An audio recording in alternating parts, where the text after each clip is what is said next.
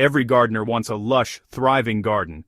But what if the biggest threats to your soil and plants aren't pests or weather, but the very chemicals hiding in your fertilizers, sprays, and even water supply? Many gardeners unknowingly introduce toxins that slowly destroy soil life, weaken plants, and contaminate food crops over time. Today, we're uncovering 7 dangerous chemicals you should protect your garden from, and what to use instead to keep your soil alive and your harvests healthy. Let's start with the one that changed modern agriculture: glyphosate, the main ingredient in herbicides like Roundup. It's marketed as safe once it hits the soil, but science tells a different story. Glyphosate binds tightly to soil particles, blocking the uptake of essential minerals like iron, zinc, and manganese. It also kills beneficial microbes, the very foundation of soil fertility. Even small traces left on grass clippings or drift from a neighbor's spray can disrupt your compost pile or stunt young seedlings.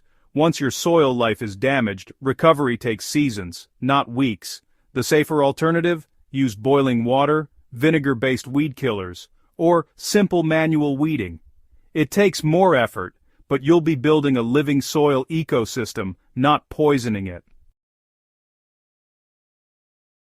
These are among the most dangerous modern garden chemicals, often found in systemic insecticides for flowers and vegetables. Neonicotinoids work by making the plant itself toxic to insects, but that poison doesn't stop there. It leaches into nectar and pollen, killing bees, butterflies, and beneficial pollinators. Even soil-dwelling insects and worms can be affected. Once in the soil, neonics linger for months, sometimes even years. The result?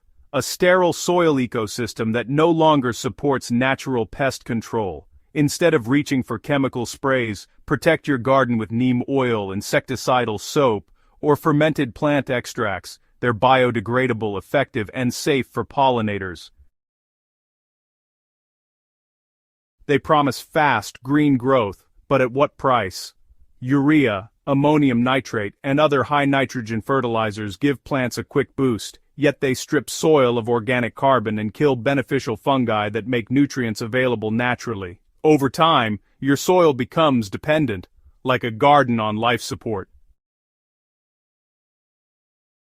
Worse, excess nitrogen runoff contaminates groundwater and nearby rivers, creating toxic algal blooms. The fix? Feed your soil, not just your plants. Switch to compost teas, worm castings, or fermented liquid fertilizers. These natural sources release nitrogen slowly, building fertility with every season rather than destroying it.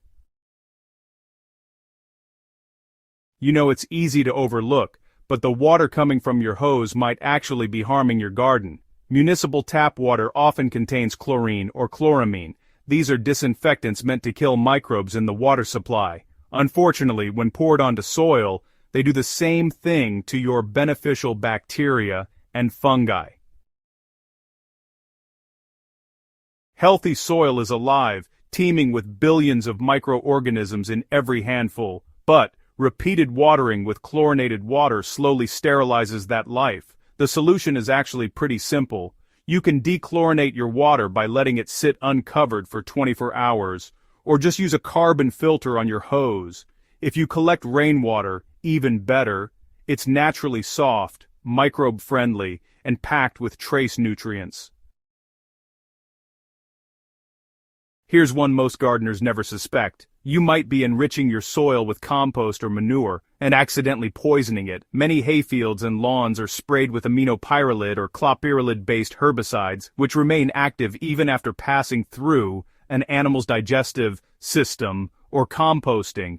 These residues can kill tomatoes, beans, and other broadleaf plants with curled, twisted leaves that never recover. Always ask where your manure or hay comes from before adding it to your garden. If you can't be sure, perform a simple bioassay. Just grow a few bean seeds in a mix of the material and watch for signs of distortion. If they grow normally, you're safe. But if not, don't risk your soil.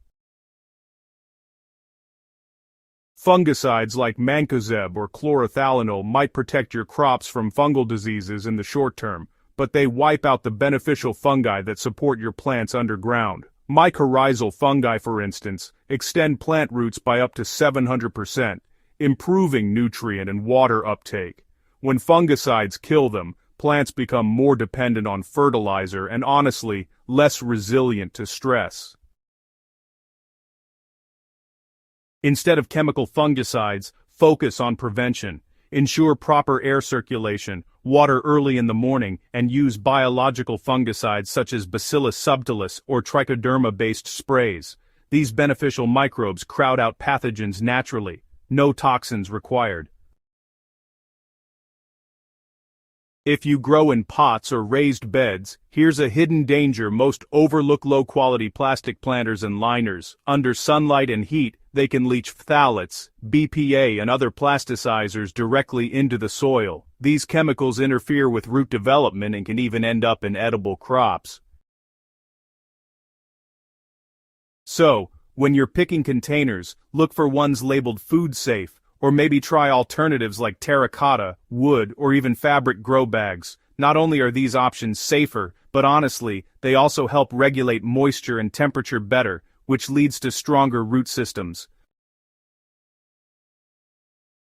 You know, your garden's greatest strength isn't fertilizer or irrigation, it's life itself. The microbes, fungi, insects, and earthworms, all working silently below the surface, create the conditions for everything else to thrive. The trouble with most modern chemicals is that they don't just target pests, they actually destroy the very foundation of healthy soil.